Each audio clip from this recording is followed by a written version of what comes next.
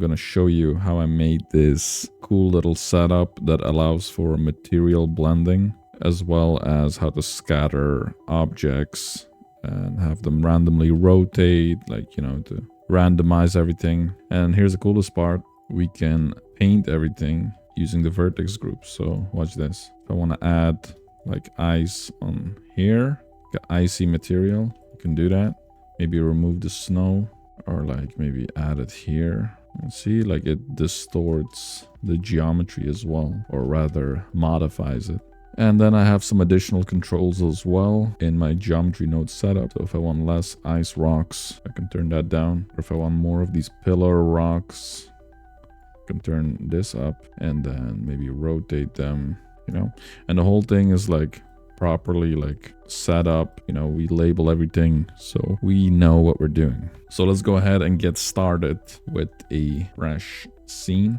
All right, so the first thing you're going to need are assets. Now you can just use cubes or whatever. In this case, I sculpted these ice rocks as well as these elongated pillar rocks, and I'm going to be using them. I put each of them in their own collections, so make sure to do that. Then I'm going to come down here to my plane and make sure I have a whole bunch of materials. Now the materials themselves, you can make them using the shader editor or import your textures. The only important thing that you do, so let's say I add like a Voronoi and I plug it in the base, and then let's see, I grab a magic texture and I put it in the displacement, and make sure I grab a displacement node and plug this in the height. And if I play with this, see, now it bakes the depth. That looks pretty cool. But the most important thing that you do is select everything and press Ctrl G to group it. Then just go back and give it a name. So in this case, I'll just call it magic. So you see, I'll have the BSDF, the color output, as well as the displacement output. That's important. That's the only two things we're going to be using, but it's more than enough. I promise. These are like your materials that you're going to blend. So create as many as you want. And if you create a new one, just make sure to click the fake user so it doesn't delete it by accident. Give it a name, stay organized, and then just press the X and create a new one. You know, however you do it, but just make sure you have all your materials so you can find them, like here. See? After you do that, remove all materials from your plane and create a brand new material. Call this terrain or ground or whatever. I'm going to delete the principled BSDF. I don't need it. And I'm going to load in my materials that I created before. When you group something, you can find it by pressing Shift A, group, and then you will find all your grouped shaders here. So I already have mine. I have one that's called ground, ice, and snow.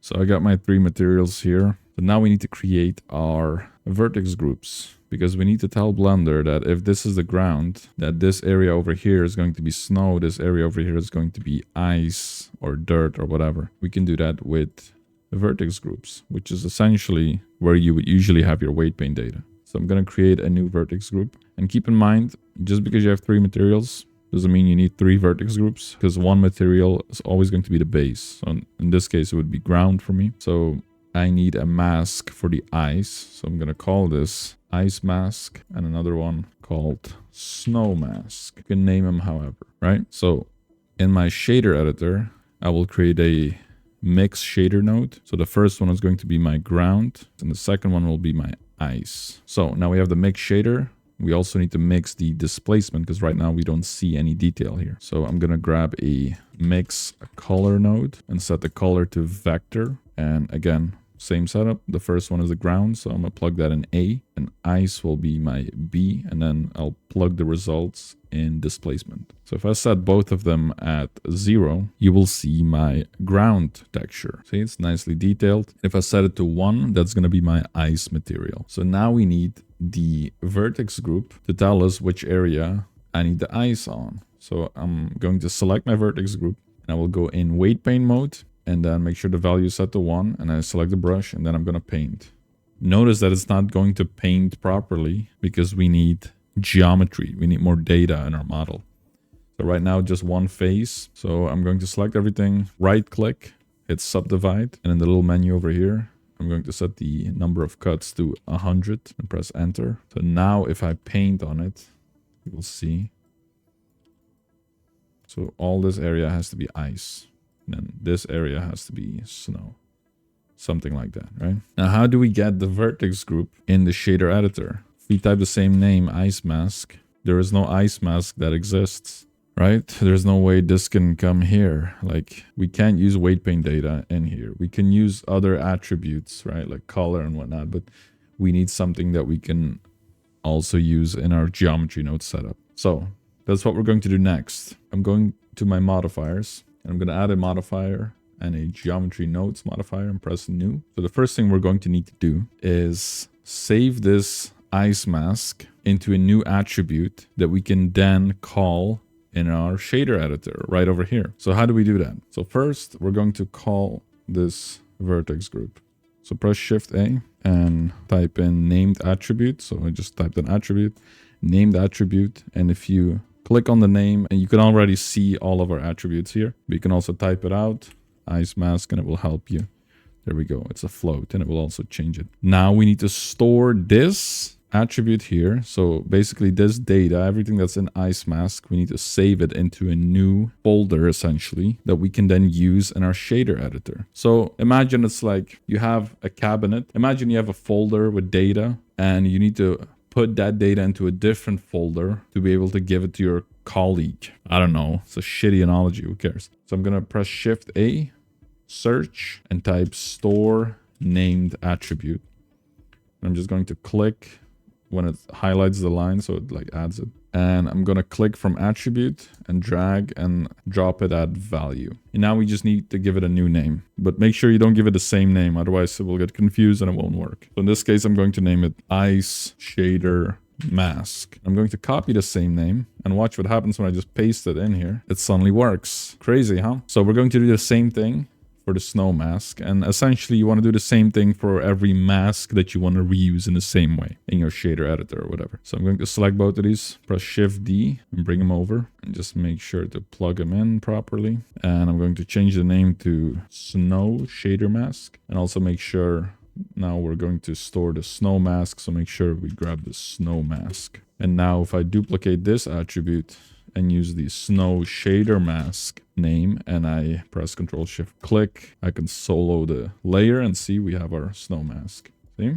For the time being, I'm done in geometry nodes. We'll get back in a second. But before I do that, I'm going to quickly show you how to properly label stuff so you don't get lost. By the way, to full screen a panel, you hold on Control and space. I'm going to select my nodes and press F for frame, and I will name it. In this case, I'll name it ice mask. And if you press N, you get the sidebar, go to node, color. You give it a color, you can change it to whatever. I'll do the same here, F, no mask. Color, Control space to back out of the full screen. And let's go into our shader editor. So let's see what we have so far. We have our ground material, our ice material. We have the mix shader for the shader output, as well as a color mix to mix the displacement. If I now drag the color to the mix factor, it should properly mix it. There we go. And let's do the same for the displacement. So drag from color, factor, and look at that.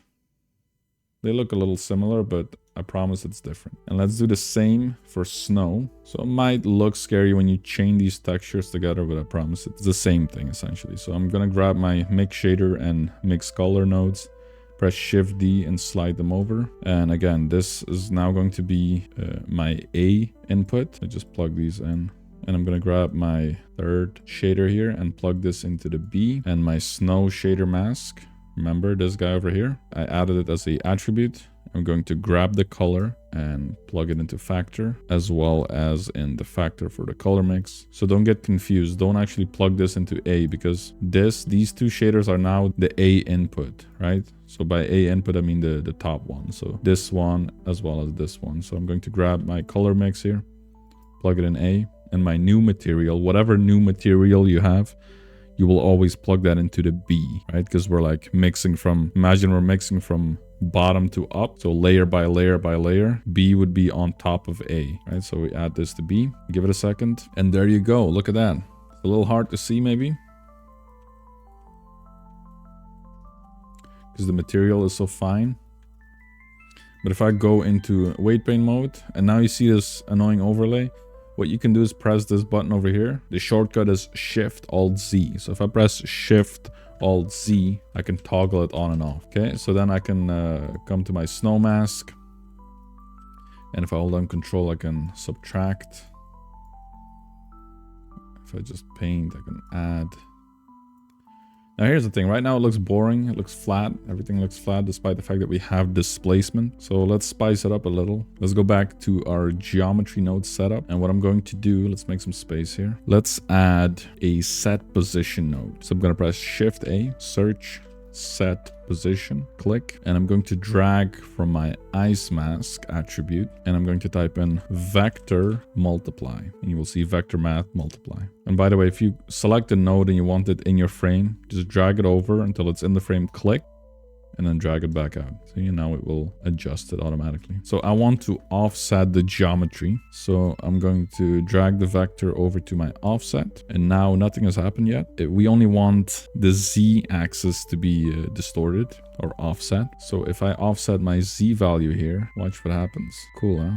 So I can bring this down a bit. You can see the geometry. So I'm going to select my my layer here, right click and shade smooth it, and that should get rid of it. Now I can do the same thing for my snow mask. So again, let's just type it in, set position, vector multiply, plug it in offset, and this time I want it to go up a little. This will give you an idea of what you can do. You can mix noise with it and go really crazy with it. Now this looks cool, but what if we wanted to add rocks and chunky ice bits and whatnot, right? So first, before I do that, let's just add some more snow, and feel free to like use your pen tablet, because you could just use your pen pressure.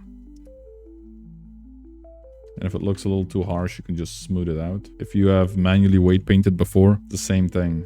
It's just we're using the weight paint data, the vertex group data to drive the geometry and the shaders. And here's the other thing, considering we are using pen pressure, I can lower the ice a lot more, make sure to not go as aggressive on the weight paint, and that way I can kind of control how deep the ice is going by just simply painting on it. And something entirely crazy that I found out by accident, just messing with it, is if you go in sculpt mode, you can still just sculpt on this whole thing.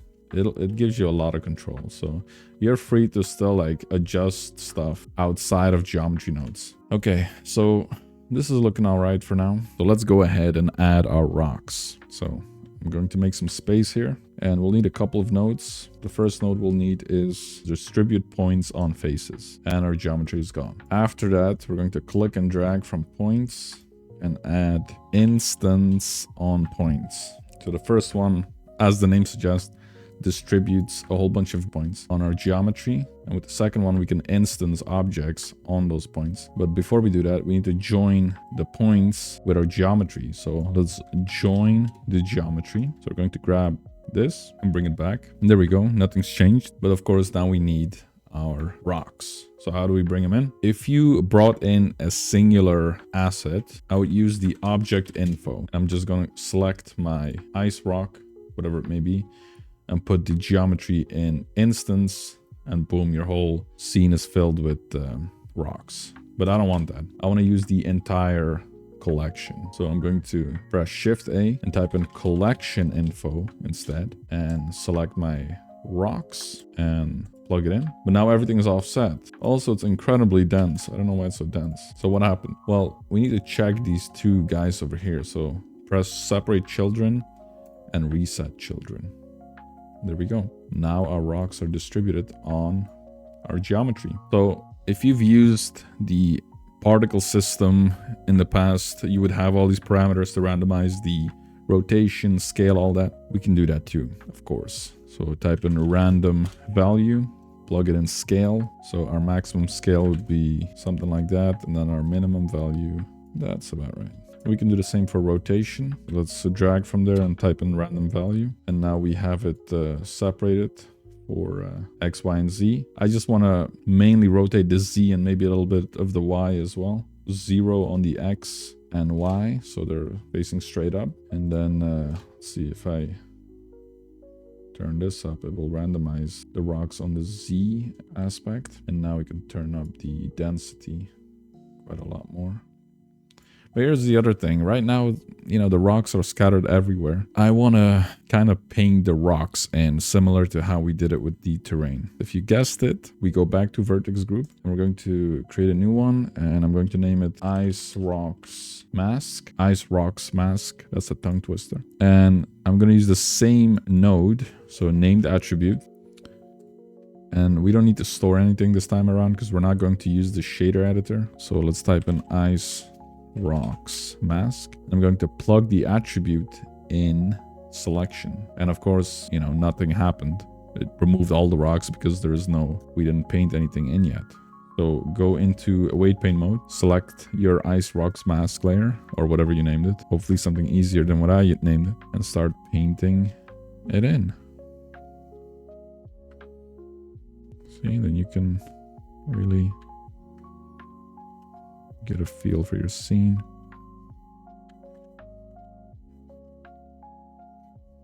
And the cool thing is now I could just go back and forth without going into a whole bunch of menus. I can keep this menu open. And, you know, if I want ice here, I could just remove snow layer. Let's say I just want snow at the top here. But all of this has to be ice. I'll just add a bunch of more ice in here. Why not?